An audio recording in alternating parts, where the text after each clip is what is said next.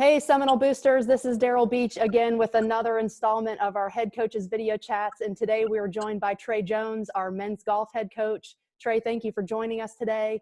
And just to get started, how are you and your family and how are you guys handling this situation we find ourselves in today?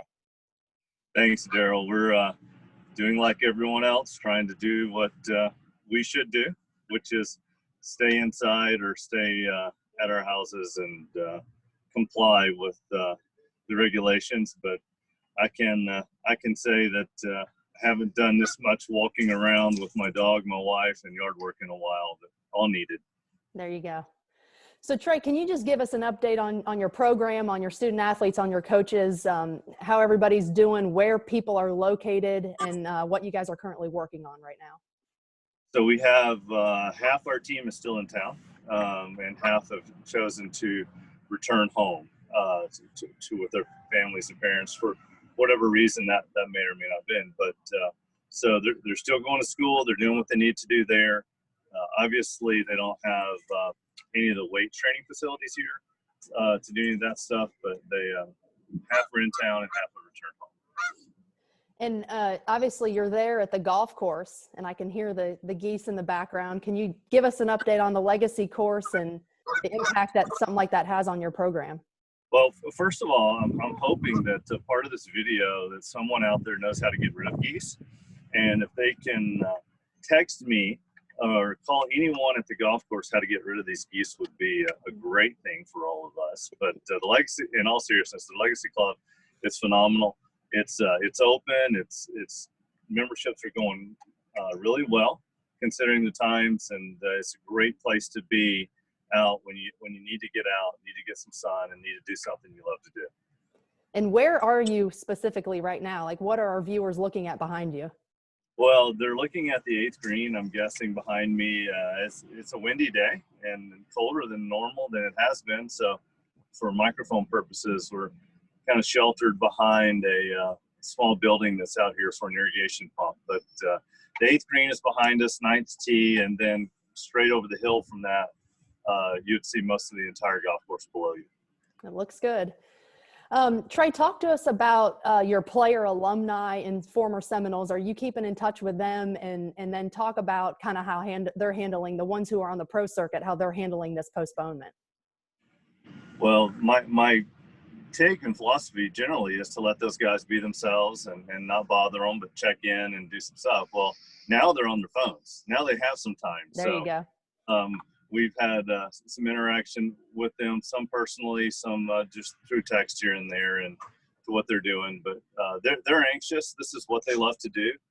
They prepared for this, and now they've been put on hold. So they're resilient. They'll be fine, but they're looking forward to competing as soon as they can.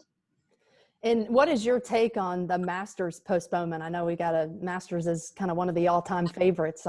I don't know what your favorite major is, but this being the first time it's postponed since 1934. I mean, it's never been postponed. This is crazy. Well, my favorite major to go to is the Masters. It's just such a special place. And anyone that's been there understands that what that tournament is to the community, to basically Atlanta, to Augusta, to Greensboro, Georgia, Aiken.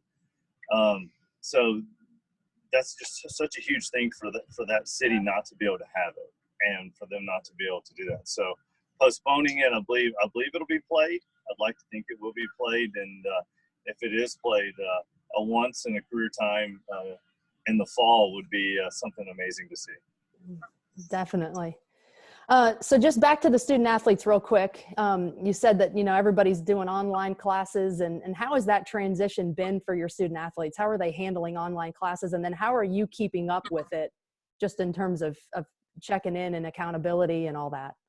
So we have a phenomenal academic staff, and we rely on them completely to keep us updated that all assignments are being turned in on time, that they're logging in, they're doing their work. It does take more self-discipline for them to do it this way. I can tell you, as a parent of a Florida State student, it's really frustrating for them because they love Florida State, and they love part of Florida State, as you know from being here, Daryl, as walking between classes on a beautiful campus and seeing friends and having lunch with your friends and going to the library, and little things that that you might have taken for granted before, once they're abruptly removed, it's been tough. It's been tough on, I'd say, people are focused so much on the student athletes, but just the normal students and all the students are missing Florida State a lot right now. Definitely. So what are you and your staff working on right now? I mean, I know communications obviously has changed. You're no longer in the office, but what are you and your staff working on, and how are you communicating with them? Well, once again, we're compliant. I have one assistant coach who has a newborn on his way in very near future, and so we're definitely staying away from him. And another one, Coach Duck has two small girls, so we're meeting every morning on the phone, and we get our idea of what we want to accomplish that day. And we mentioned to our players that we want to come out of this better than the other teams. It doesn't mean as good as we might have been before, but we need to be ready to go when it happens. And so we're doing some things administratively that we simply would not have had time to do if the players were here right now. So just a lot of recruiting work, a lot of organizational work, setting some stuff up. Obviously, you mentioned the new golf course, and that's why I'm out here today, is to do a check-in and to do some things with our practice facility. Excellent. Well, that's good to hear. So finally, as we wrap things up, what is your message to the FSU community and the donors and the supporters right now? I would say stay positive and make the best of it. It's easy to think about what you don't have, but think about what you do have. And we have an amazing opportunity here. We all came here for opportunities, and all of our donors out there are providing opportunities. And please continue to do that, and take care of yourself, and everything will be fine. But just think about what you have.